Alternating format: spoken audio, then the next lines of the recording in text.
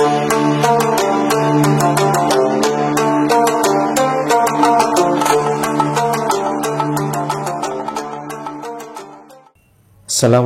warahmatullahi wabarakatuh. Bismillahirrahmanirrahim. Alhamdulillah, kita bertemu kembali pada kesempatan kali ini dalam kuliah atau ngaji hadis dalam kitab Bulughul Maram. Nah, pada kesempatan kali ini saya akan melanjutkan hadis babul wusli wa hukmil junubi. Jadi bab yang menjelaskan tentang mandi dan junub.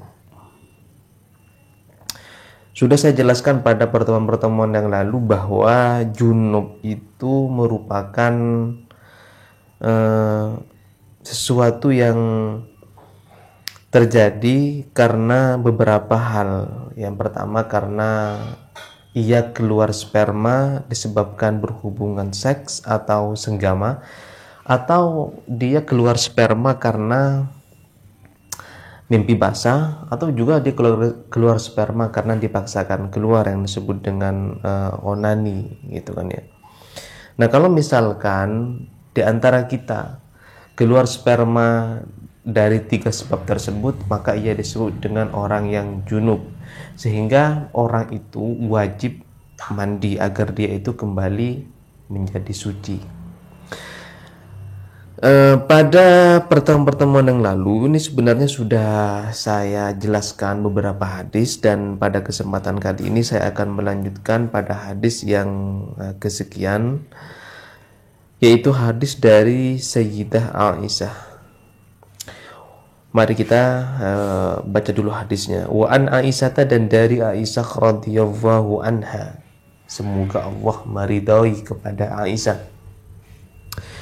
Qalat, berkata siapa Aisyah, kana Rasulullah sallallahu alaihi wasallam, ada siapa Rasul, idau tasalah minal janabati, apabila beliau mandi junub, yabda'u fayausilu yadayhi. Jadi Nabi itu memulai membasuh kedua tangannya.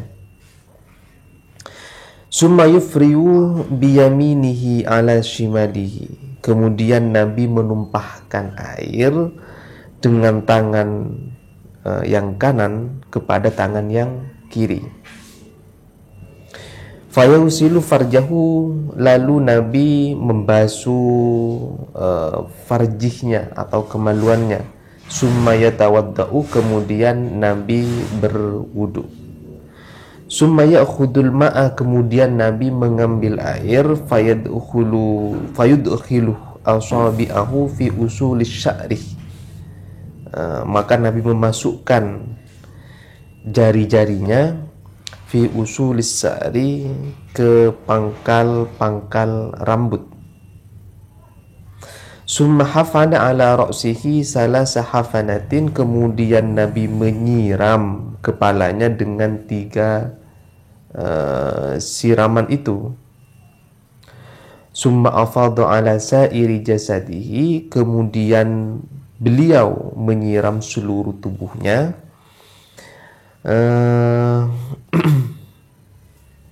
Summa wasalah rijlaihi, kemudian Nabi membasuh kedua kakinya. Nah, hadis ini sebenarnya menjelaskan tentang tata cara ya, atau tutorial bagi seseorang yang pengen mandi junub. Jadi ada tutorialnya. Jadi Nabi sudah mengajarkan. Yang pertama adalah ini seperti yang Nabi lakukan gitu ya. Yang pertama, untuk bagi orang yang mandi junub, hendaknya membasuh tangan terlebih dahulu, baik tangan yang kanan atau tangan yang kiri. Mengapa tangan itu dibasuh terlebih dahulu? Karena tangan ini merupakan organ tubuh yang pasti digunakan untuk membasuh bagian-bagian organ yang lain. Dan biasanya tangan ini kita kadang nggak tahu Misalkan nih kita waktu tidur kita nggak tahu tangan ini berjalan kemana, atau kita pada saat melakukan hubungan seks kita nggak tahu tangan ini megang kemana, jadi kan kita nggak tahu. Dikhawatirkan tangan tersebut najis, ya paling tidaklah kotor misalkan. Nah makanya Nabi menyarankan sebelum mandi untuk membasuh kedua tangannya. Yang kedua, menuangkan air dari tangan yang kanan kepada tangan yang kiri, atau menuangkan air dari dari bagian organ tubuh yang kanan kepada bagian organ tubuh yang kiri. Kenapa? Karena ini sunnah. Sebenarnya nggak ada aturan yang sangat paten sehingga harus orang itu memulai dari yang kanan, tidak. Tapi ini hanya anjuran dari Nabi. Kalau bagi orang yang mau melakukan ibadah yang sifatnya ibadah itu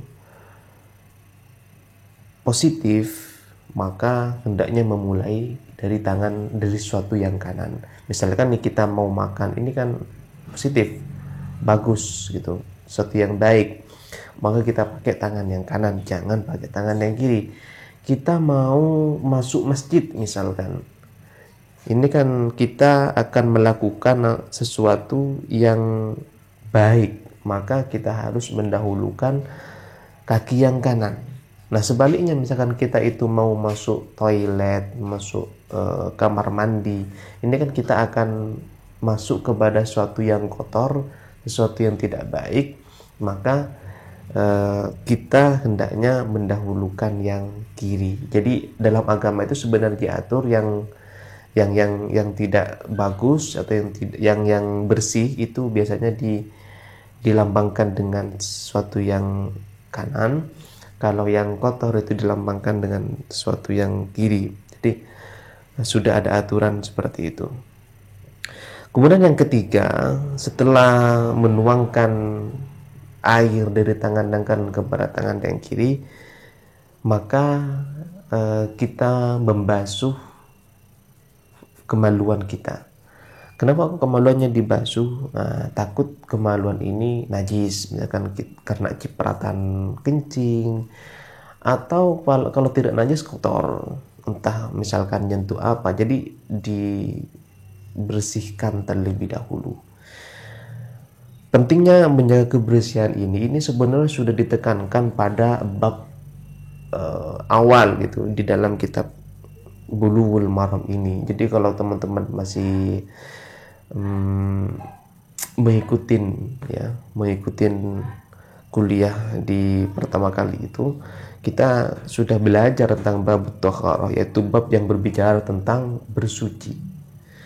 Jadi bersuci merupakan sesuatu yang sangat-sangat kita perhatikan, karena kalau kita tidak suci pakaian misalkan, kemudian badan kita, maka segala ibadah yang kita lakukan itu adalah percuma gitu.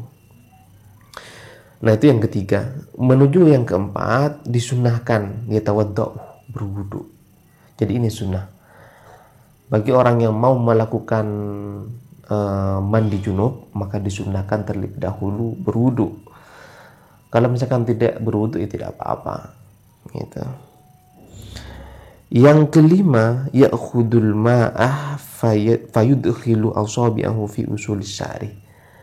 Habis berwudu, ambil air lagi, kemudian tangannya ini, jari-jari tangan kita ini dibasahin, kemudian disela-selakan ke pangkal rambut kita, sehingga di pangkal rambut ini kena air. Jadi kalau tidak disela-selain, dikhawatirkan pangkal rambut ini tidak kena air. Jadi kalau nggak kena air itu nggak sah mandi junubnya. Sebenarnya kalau misalkan rambutnya tipis, misalkan kayak milik saya ini gitu, atau misalkan dia botak, ya nggak usah disela-selain. Kenapa? Karena sudah air pasti masuk, pasti menyerap gitu kan. Berbeda dengan rambut seseorang yang kribo gitu. Jadi kalau orang punya rambut kribo, maka itu dikhawatirkan air tidak bisa masuk atau tidak bisa sampai ke pangkal rambut. Oleh sebab itu Nabi menyarankan untuk mensela-selai rambut kita sehingga pangkal rambut tersebut basah terlebih dahulu sebelum mandi. Setelah mensela-selai, maka melanjutkan dengan cara dia itu mengambil air dan menyiram ke atas kepalanya, atau ya mulai dari atas kepalanya dengan 3 siraman. Jadi kan tadi udah basah, udah disela-selain, habis itu ambil air lagi dan disiram mulai dari atas di sini. Sunnah disiram 3 kali siraman. Setelah ini selesai, kepala ini selesai disiram, lanjutkan kepada siraman yang kedua, yaitu kepada seluruh badan. Ya tentunya mulai dari ujung kepala lagi sampai ujung kaki. Dan di kaki ini Nabi menekankan untuk dibasuh atau benar-benar dibasuh, karena dikhawatirkan juga di kaki ada kotoran yang nempel atau yang melekat di bawah kuku. Kalau misalkan ada kotoran yang nempel di bawah kuku, itu bisa saja mencegah masuknya air. Oleh sebab itu perlu seorang yang mandi junub untuk memperhatikan, untuk mensucikan, untuk membersihkan ya kotoran-kotoran tersebut. Nah, itu sebenarnya aturan atau tutorial bagi seorang yang mau mandi junub. Jadi sederhana saja. Jadi tutorialnya adalah terlebih dahulu, saya ulangi lagi, membasuh tangan. Setelah membasuh tangan, mensela-selai rambut sehingga pangkal rambut ini basah, dan nanti ketika dialirin air jadi mudah air itu mengalir. Setelah itu membasuh kemaluan, dikhawatirkan kemaluannya ini najis atau paling tidak kotor, sehingga dengan dibasuh menjadi suci. Dan ketika sudah selesai membasuh kemaluan, sunnah berwudu dan kemudian lanjutkan kepada menyirapkan air kepada sekujur tubuh. Nah, itu sebenarnya tutorial untuk mandi junub. Jadi bagi teman-teman yang mandi junubnya belum seperti itu, hanya sebatas mandi, nah itu perlu diperhatikan lagi, perlu dipelajari lagi. Karena kalau mandi junub kita itu tidak sah, maka secara tidak langsung ibadah-ibadah kita yang lain itu juga tidak sah, karena kita dianggap masih belum suci. Misalkan sholat kita itu tidak sah, dan juga kita dilarang untuk menyentuh Al-Quran dan juga membaca Al-Quran. Kenapa? Karena kita itu masih dalam kondisi junub. Demikian penyampaian pada kesempatan kali ini. Sampai jumpa di video berikutnya. Wassalamualaikum warahmatullahi wabarakatuh.